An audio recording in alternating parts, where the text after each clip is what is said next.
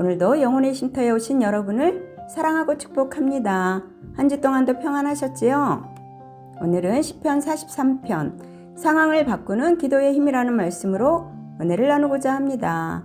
하나님이여 나를 판단하시되 나를 건지소서라고 시작하는 시편 43편과 42편은 쌍둥이 시로 보는 것이 더 어울립니다. 왜냐하면 42편 1절로 5절은 과거의 기억을 회상하는 시간이고 6절로 11절은 현재 일어나는 일을 표현하는 것이라면 43편은 미래에 관한 기도로서 하나님이 베푸실 구원을 소망하기 때문이에요. 따라서 과거 자신을 목마름에 헐떡이는 사슴에 비유하면서 죽음의 공간인 사막에 있는 것으로 표현했던 시인은 두 번째 단락인 현재 자신이 혼돈의 바다에 있는 것으로 표현했다면 미래를 소망하는 말씀이 바로 오늘 시편 43편입니다. 시편 43편 1절로 2절은 하나님을 부르는 기도로 시작해요. 그리고 자기를 판단해 주시고 자신을 변호해 달라고 기도합니다.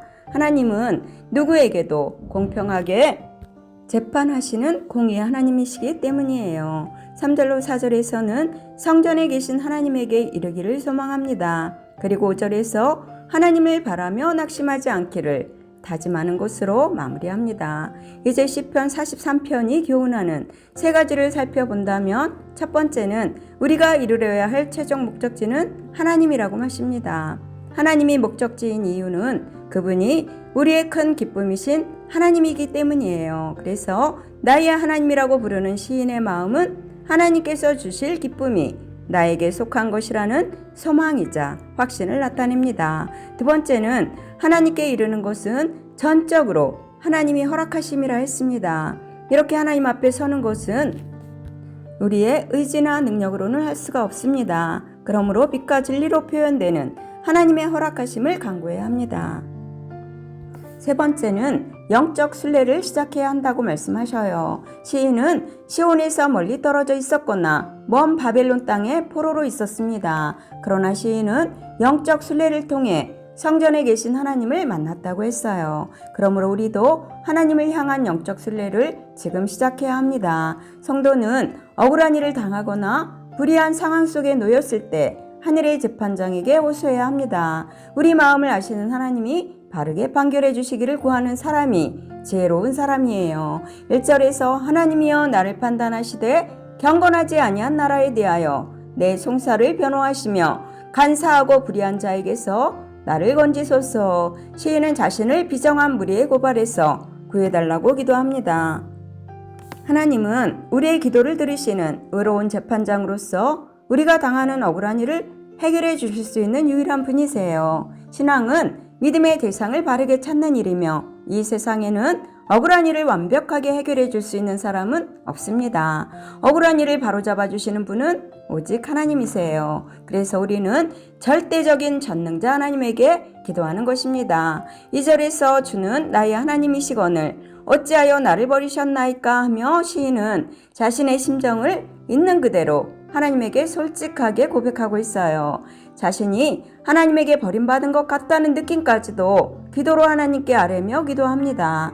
이러한 기도는 하나님에게 따지는 불경건한 모습이 아니라 오히려 불평하는 듯한 이런 표현은 구원에 대한 강한 열망이 나타나는 것입니다. 따라서 자신의 감정을 있는 그대로 표현하며 기도할 때 기도가 더욱 깊어지고 솔직해집니다. 하나님께 드리는 기도에는 멋지고 화려한 포장지는 필요가 없어요. 3절에서 주의 빛과 주의 진리를 보내시어 나를 인도하시고 시인은 자신에게 필요한 것을 구체적으로 기도했습니다. 그러면 하나님이 계신 곳에 이룰 수 있다고 고백해요. 하나님은 우리의 답답하고 억울한 상황을 다 아십니다. 그리고 그런 상황에서 빠져나올 수 있도록 은혜를 부어주셔요. 우리도 시인처럼 하나님의 인도하심을 간구해야 합니다. 그리하여 하나님의 은혜로 고통스러운 상황에서 벗어나야 합니다. 필요한 것을 구체적으로 간구할 때 우리의 기도는 더욱더 담대해집니다.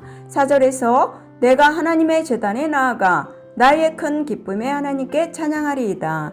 하나님에게 자신의 필요한 은혜를 구체적으로 구한 시인은 하나님이 자신의 기도에 응답하실 거라는 확신을 가집니다. 그러므로 기쁨의 하나님 앞에서 수금으로 하나님을 찬양하겠다고 확신에 찬 고백을 합니다. 기도할 때 가장 중요한 것은 응답에 대한 확신이에요. 예수님도 마가복음 11장 24절에서 내가 너희에게 말하노니 무엇이든지 기도하고 구하는 것은 받은 줄로 믿으라. 그리하면 너희에게 그대로 되리라 말씀하십니다. 이처럼 시인이 기도를 멈추지 않고 계속할 수 있었던 힘은 하나님이 응답하실 것이라는 확신에서 나왔어요. 이렇게 믿음의 기도는 소망을 확신으로 바꾸게 해줍니다. 그럼에도 시인은 여전히 어려움과 낙심하고 불안해할 수밖에 없었지만 기도를 쉬지 않았어요. 42편에 이어 다시 한번 하나님께 소망을 둠으로 낙심하거나 불안해하지 말라고 5절에서 격려하고 있습니다. 억압받는 현실보다 더 확실하고 분명한 것은 하나님께 둔 소망이에요. 소망은 불안을 뛰어넘게 하지요.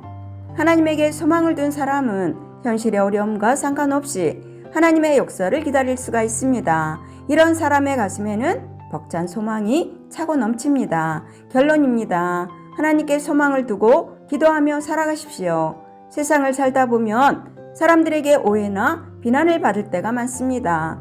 세상이 예수님을 미워했듯이 주님을 따르는 우리에게도 대적처럼 공격합니다. 그러나 우리는 사람들이 공격해 올 때 슬픔과 분노하기보다는 하나님에게 정직하게 기도하시면서 오해나 억울함을 풀어달라고 기도해야 할 것입니다. 영혼의 쉼터를 사랑하시는 여러분, 예수님도 이 땅에서 시험과 공격을 당해보셨기에 기도하는 우리의 마음에 공감하실 뿐만 아니라 우리가 능히 이길 수 있도록 도우실 것입니다. 우리에게 소망을 두고 기도하게 하신 하나님이 이제 직접 행하실 것을 믿음으로 바라보며 나아가시기를 예수님의 이름으로 축원합니다. 아멘. 사랑합니다.